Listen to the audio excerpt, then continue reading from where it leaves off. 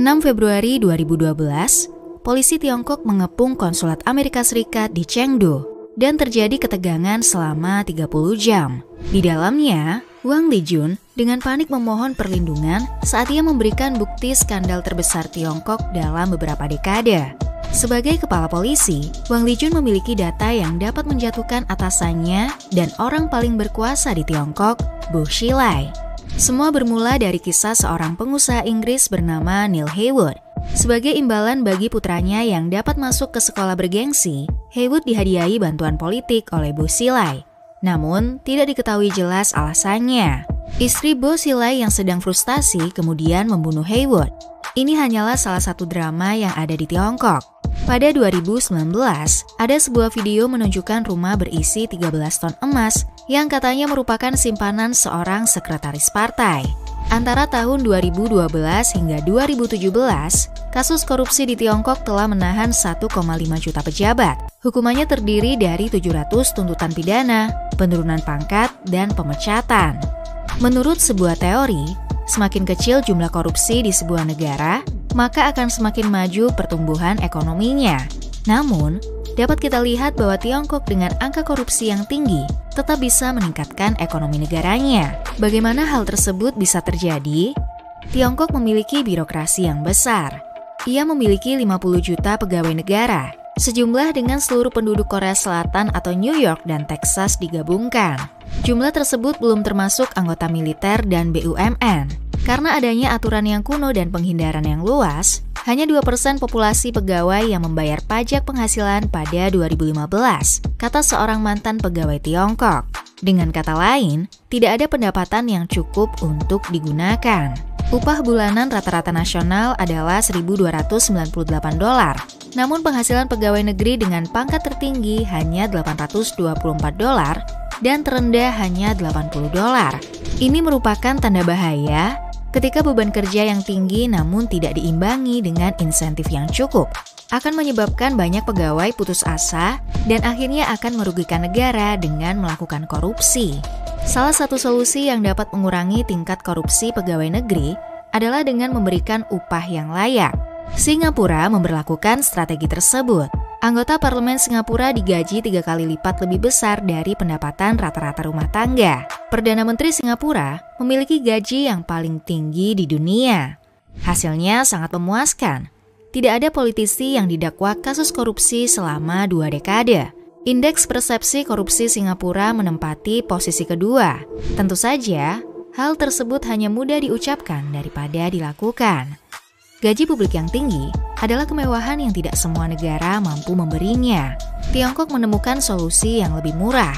Yan Ying-ang dalam bukunya China's Gilded Age berpendapat bahwa sebenarnya ada 4 jenis korupsi yang berbeda.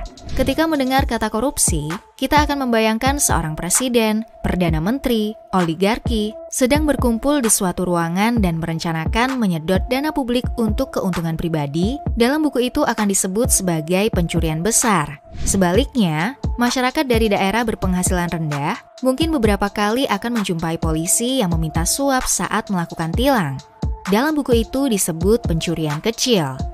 Besar ataupun kecil, pencurian tetap akan merugikan bagi semua orang, kecuali bagi pencuri itu sendiri.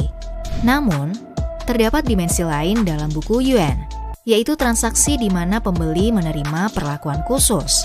Ketika kita berencana membuka restoran dan memerlukan 20 izin dari instansi, kita harus mengeluarkan pemulus atau speed money untuk mengatasi keruwetan birokrasi. Ini lebih baik daripada sekadar mencuri, karena setidaknya kita mendapatkan suatu balasan. Namun kemudian ada sebutan access money, suatu pertukaran yang membuat kedua pihak jauh lebih baik.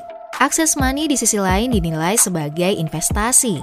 Kita bisa dengan mudah mendapatkan sesuatu yang sebelumnya belum pernah kita miliki. Jenis korupsi inilah yang paling banyak terjadi di Tiongkok.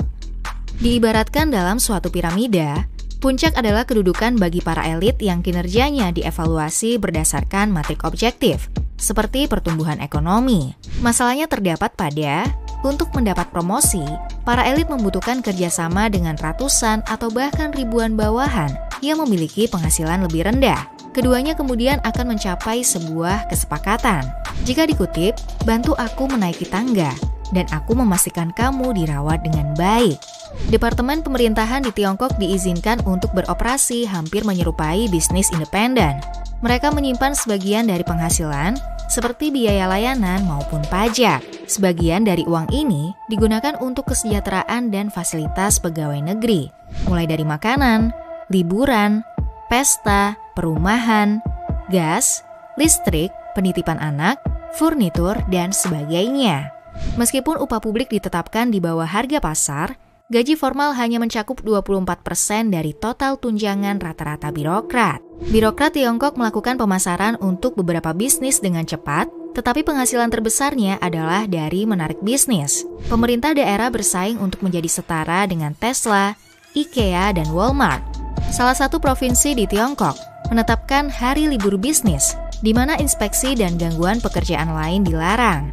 Bahkan ada suatu daerah yang memiliki slogan, investor adalah Tuhan, birokrat adalah pelayan rendah hati, dan yang merugikan kepentingan perusahaan adalah orang-orang yang berdosa.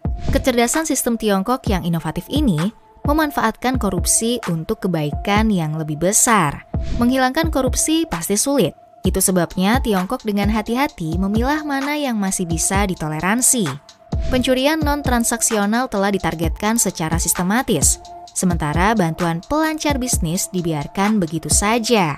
Pemerintah otoriter seperti Tiongkok layaknya kotak hitam raksasa yang diselimuti keraguan dan kerahasiaan. Tetapi memahami bagian mana yang tertutup dan terbuka adalah cerminan langka dan mengungkapkan bagaimana Partai Komunis berpikir serta apa saja yang ia takuti.